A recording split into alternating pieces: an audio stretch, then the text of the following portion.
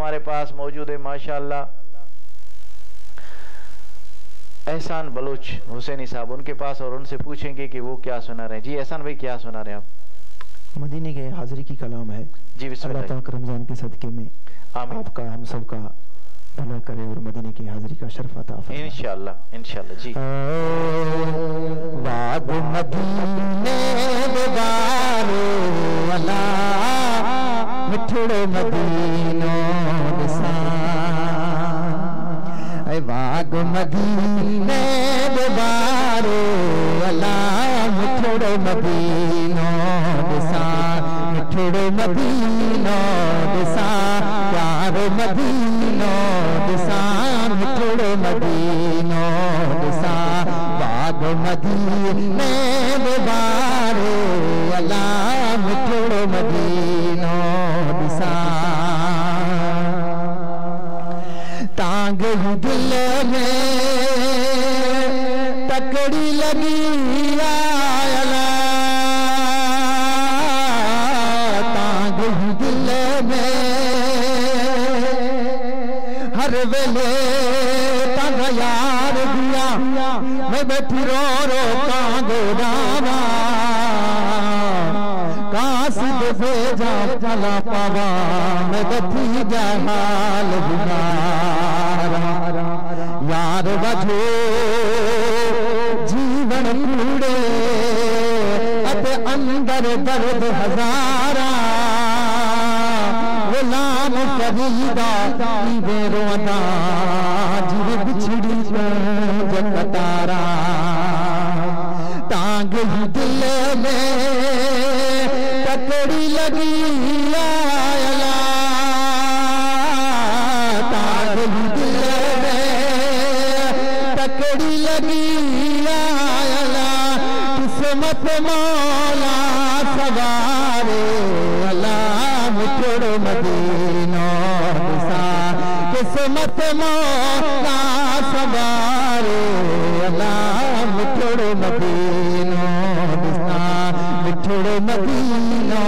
दिसा प्यारो मदीनो दिसा मिठड़ो मदीनो दिसा बाग मदीने बारे अल्लाह मिठड़ो मदीनो दिसा हाण हयाती आहे बची चायला हाण हयाती आहे बची चायला तेर पताली निहारे अल्लाह मिठड़ो मदीनो दिसा मेर पताली निहारे अल्लाह मिठड़ो मदीनो दिसा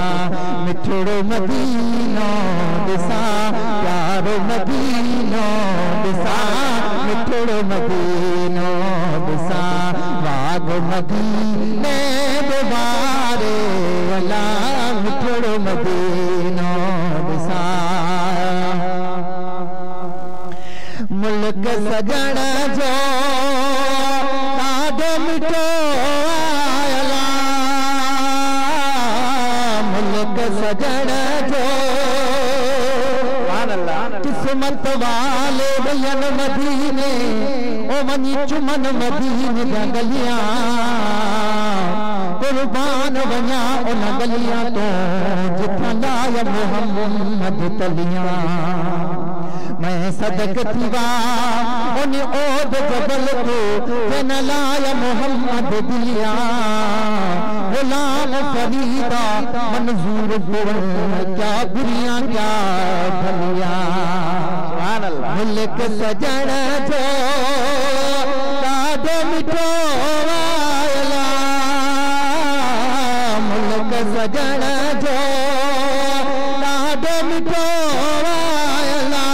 परवर मुँह ते बुखारो अल्लाह मिठड़ो मदीनो दिसा परवर मुँह ते बुखारो अल्लाह मिठड़ो मदीनो दिसा मिठड़ो मदीनो दिसा प्यारो मदीनो दिसा मिठड़ो मदीनो